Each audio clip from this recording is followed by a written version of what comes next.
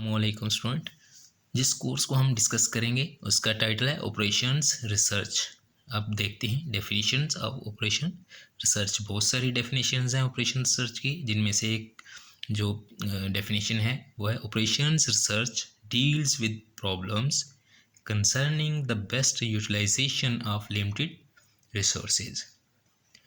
जो operations research है वो ऐसी प्रॉब्लम्स को डील करती है, यह ऑपरेशन सर्च में हम ऐसी प्रॉब्लम्स को डील करते हैं जो लिमिटेड रिसोर्सेज को हम बेस्ट तरीके से यूटिलाइज करते हैं, या the best utilisation of limited resources limited होते हैं, हम उसका अच्छा इस्तेमाल करते हैं या उसको अच्छे तरीके से यूटिलाइज करते हैं।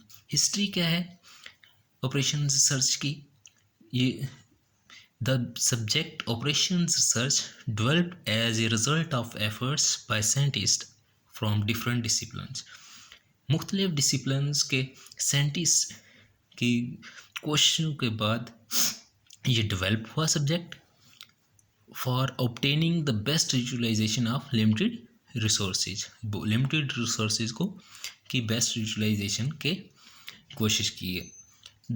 This subject was founded by British scientist. ये सब्जेक्ट ब्रिटिश साइंटिस्ट ने डेवलप किया during the world war second as a result of their efforts. World war second में ये ब्रिटिश साइंटिस्ट ने डेवलप किया।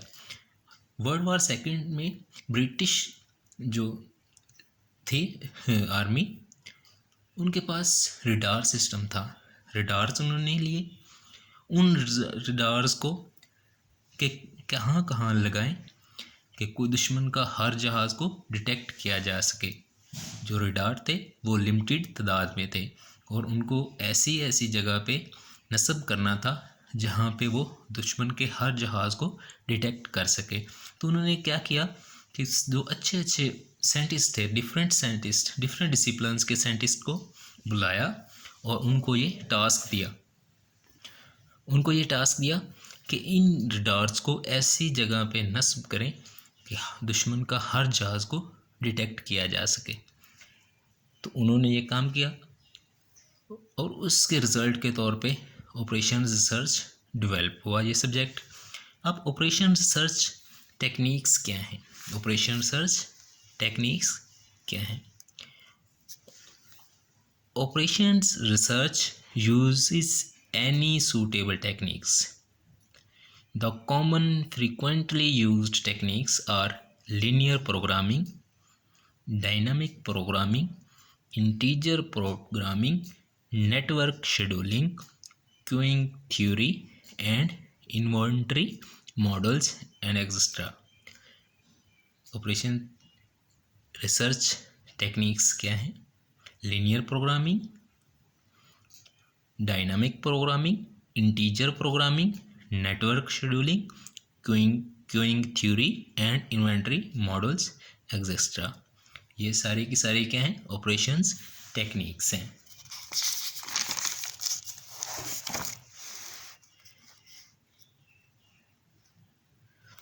अब है application of operations research.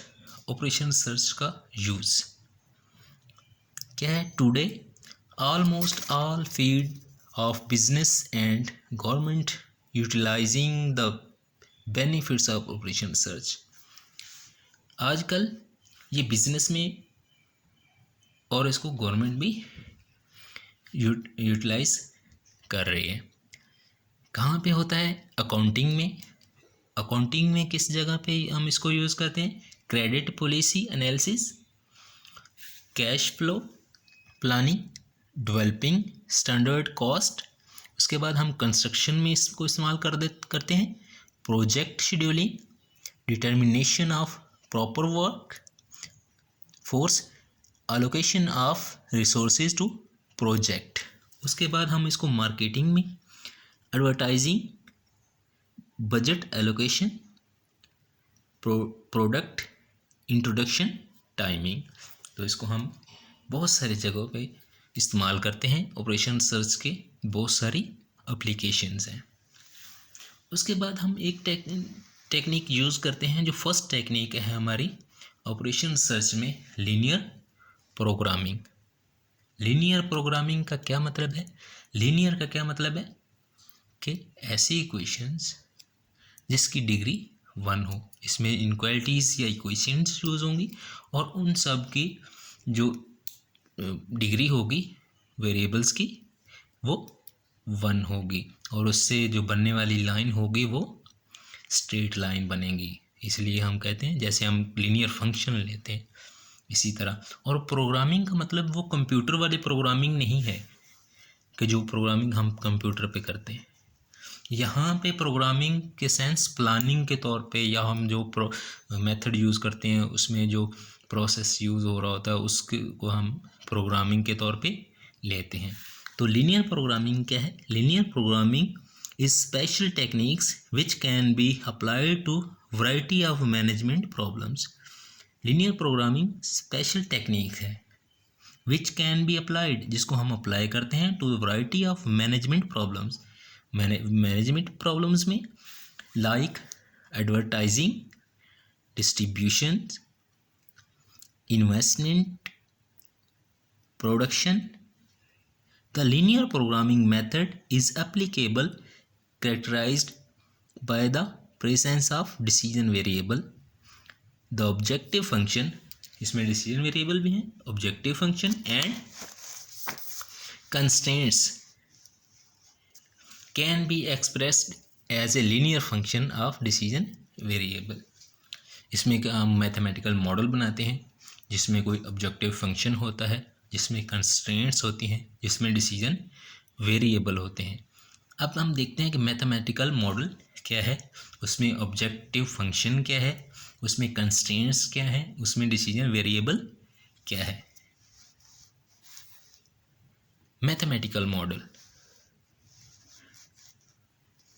Mathematical model is representation of real life system using mathematical symbols which are related by appropriate mathematical function.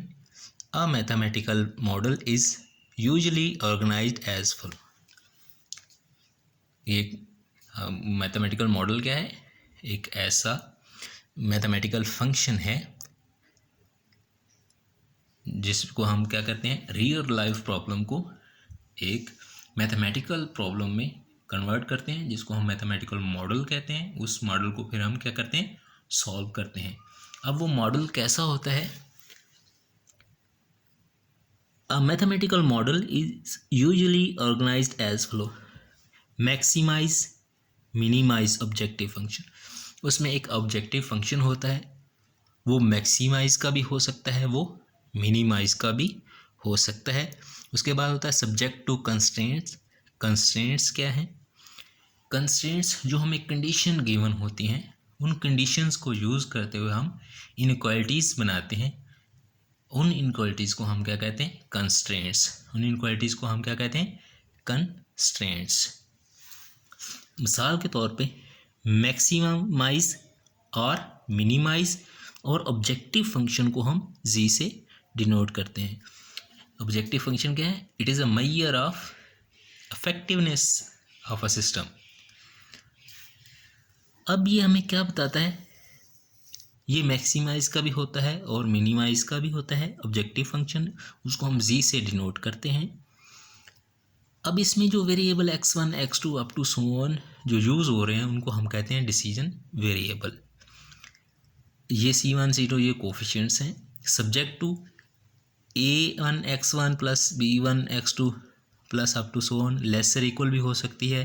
Conditions given होती है ना, उन कंडीशन को हम यूज़ करते हैं। वो लेसर इक्वल भी हो सकती है किसी नंबर से, ग्रेटर इक्वल भी हो सकता है किसी नंबर से। इसी तरह ये सारे के सारे कंस्ट्रेंट्स हो सकती हैं, 2 भी हो सकती हैं, 3 भी हो सकती हैं, 4 भी हो सकती हैं और 5 भी हो सकती हैं। तो इसको हम कहते हैं ऑब्जेक्टिव फंक्शन, जिसको हम जी से डिनोट करते हैं। ये इफेक्टिवनेस सिस्टम की बताता है। और ये जो वेरिएबल यूज़ हो रहे हैं x1, x2 इसमें, उनको हम कहते हैं डिसीजन वेरिएबल। और जो हम कंडीशंस को यूज़ करके ये जो इनइक्वालिटीज़ बनाते हैं, इनको हम कहते हैं कंस्ट्रेंट्स। इनको हम क्या कहते हैं, कंस्ट्रेंट्स। आगे हम इसको जब हम फार्मूलेशन करेंगे मैथमेटिकल मॉडल या लीनियर प्रोग्रामिंग प्रॉब्लम मॉडल या लीनियर प्रोग्रामिंग मॉडल, तो उसमें हम ये जी फंक्शन भी कंस्ट्रक्ट करेंगे और कंडीशंस को यूज़ करके कंस्ट्रेंट भी कंस्ट्रक्ट करेंगे और वेरिएबल भी डिसाइड करेंगे। डिसीजन वेरिएबल का क्या मतलब है, हमको वेरिएबल डिसाइड करते हैं। नेक्स्ट लेक्चर में हम क्या करेंगे, लीनियर प्रोग्रामिंग प्रॉब्लम फार्मूलेशन। ये जो लीनियर प्रोग्रामिंग प्रॉब्लम है जिसका मैथमेटिकल मॉडल इस तरह का है, ये मैथमेटिकल मॉडल हम बनाएंगे। कैसे बनाएंगे, रियल लाइफ प्रॉब्लम्स को हम मैथमेटिकल प्रॉब्लम में कन्वर्ट करेंगे लाइक अ मैथमेटिकल मॉडल, और फिर हम उसको क्या करेंगे, सॉल्व करेंगे। और इसको सॉल्व करने के लिए डिफरेंट टेक्निक्स हैं। नेक्स्ट लेक्चर में हम इसको फॉर्मुलेट करेंगे। Okay, thanks.